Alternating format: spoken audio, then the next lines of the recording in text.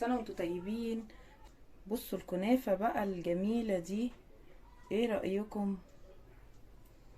ايه رأيكم في الكنافة وجمالها؟ اجمل كنافة بالكريمة، بجد جميلة جميلة.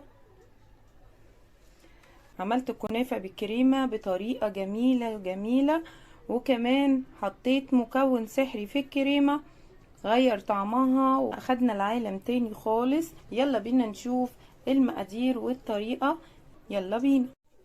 السلام عليكم ورحمة الله وبركاته.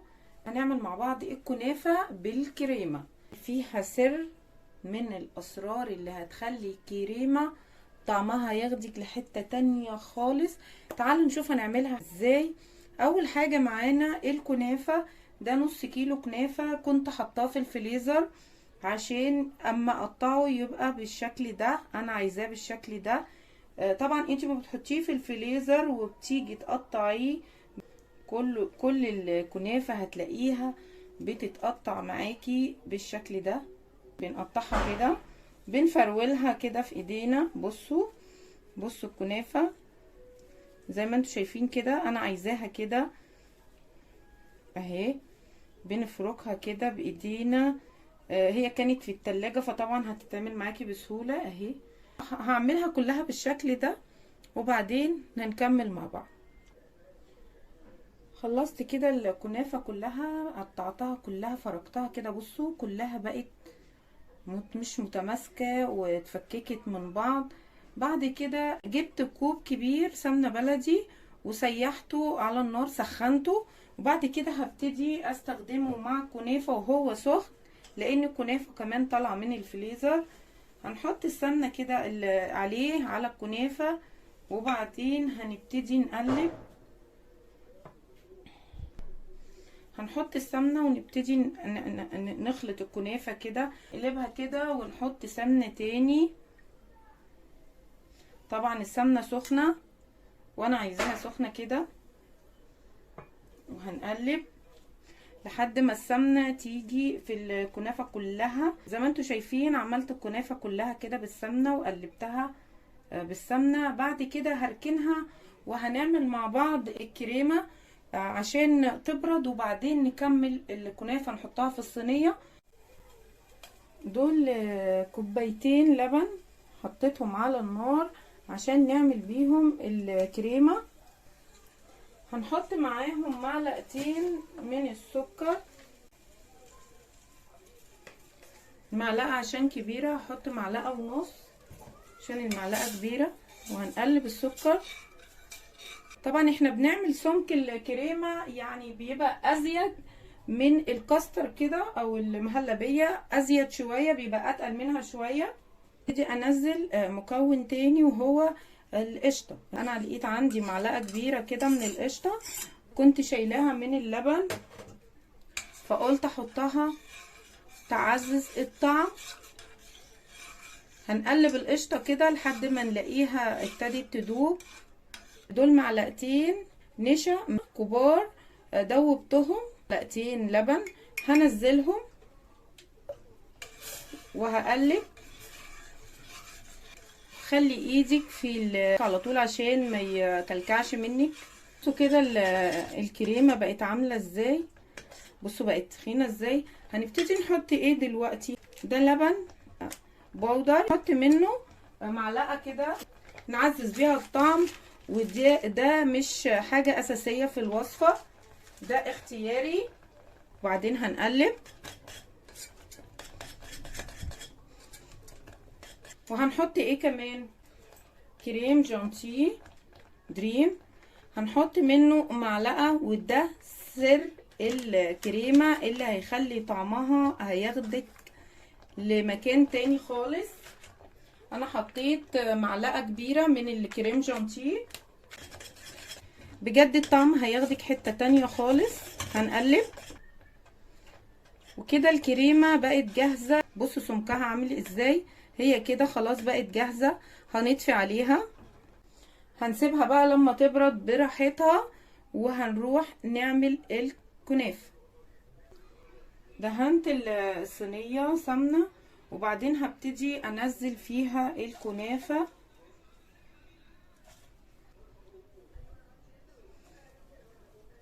ابطط كده اضغط عليها.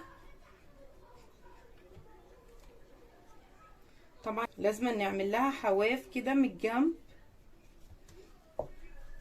وكده خلصت الكنافة زي ما انتوا شايفين. ضغطت الطبقة اللي تحت كويس عشان مش هقدر اضغط الطبقة اللي فوق جامد عشان الكريمة ما تطلعش. وبصوا عملت جناب من كل داير ما يدور كده من كل الصينية 100 جناب عملت لها حرف زي ما انتوا شايفين. بعد كده هبتدي احط عليها معلقتين من السمن البلدي كده قبل ما احط الكريمة. بص الكريمة بقت قطع كده زي ما انتوا شايفين. لما بردت تخنت اكتر زي ما انتوا شايفين سمكها. هنزلها على الكنافة في النص كده كده. بعد كده بالاسباتول نبتدي نفردها في الكنافة كده، بس يعني في نص الصينية ما نجيبش في الجناب قوي. بصوا كده فردت الكريمة. بصوا بطريقة ان الجناب فيه حوالي سنتي كده مفهوش كريمة. بصوا كده هننزل الكنافة الطبقة التانية. ممكن في المرحلة دي تحطي هنا مكسرات، ممكن تحطي سوداني، زبيب، جوز الهند زي ما انت عايزة، بس انا بكتفي بالمكونات اللي حطيتها على الكريمة بجد. مش محتاجة ان احط اي حاجة تاني. كلها متساوية مفيش حتة فيها كتير وحتة فيها قليل. الكريمة كلها تكون متغطية. بعد كده نبتدي نضغط بسيط. طبعا في النص الكريمة مش هينفع نضغط قوي، عشان كده الطبقة اللي تحت ضغطناها قوي عشان دي مش هينفع نضغطها جامد. كده الكنافة خلصت زي ما انتوا شايفين. بصوا حط على الوش كده سمنة قبل ما ادخلها الفرن على درجة حرارة 180 على الرف الوسطاني لحد ما تاخد من الجناب لون اصفر. بعد كده يا اما نقلبها على الناحية التانية وندخلها برضو الفرن، يا اما نحطها تحت الشواية لمدة دقيقتين لما تاخد لون اصفر، وبعدين ندفع عليها ادخلها الفرن. طبعا انا مشغله الفرن بقاله 5 دقايق وسخن.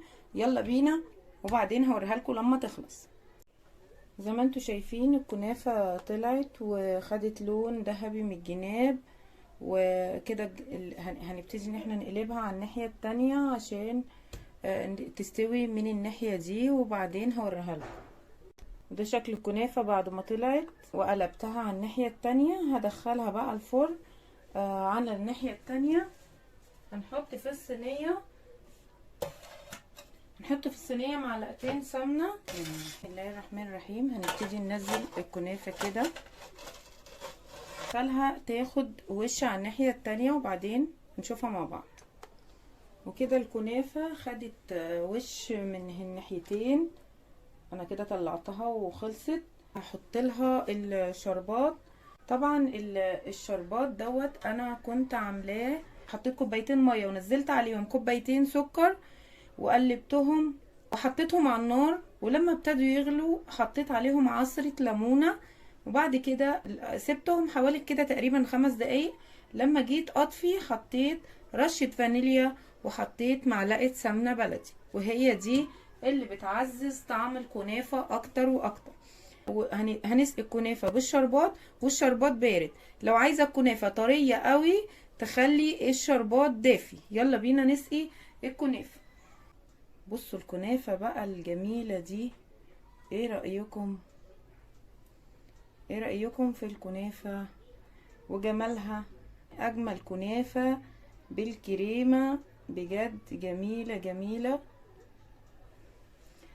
طبعا الشربات بتاع الكنافة بيبقى تقيل بس كده هتشرب الشربات بتاعها وبعدين هنشوف الكنافة مع بعض. كنافة كده يعني شربت الشربات بتاعها وعايزين نقطعها. بسم الله الرحمن الرحيم.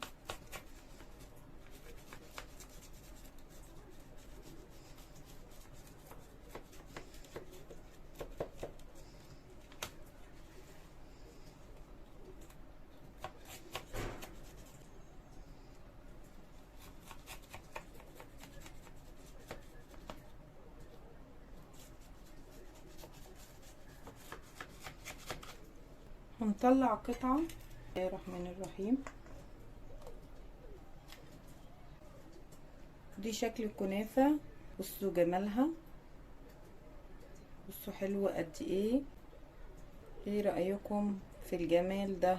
هنحطها في طبق. بصوا الجمال، ايه رأيكم؟ طبعا سيبناها حوالي تلت ساعة كده في بعيد عن البوتاجاز لحد ما بردت. ودلوقتي عايزين ندوقها.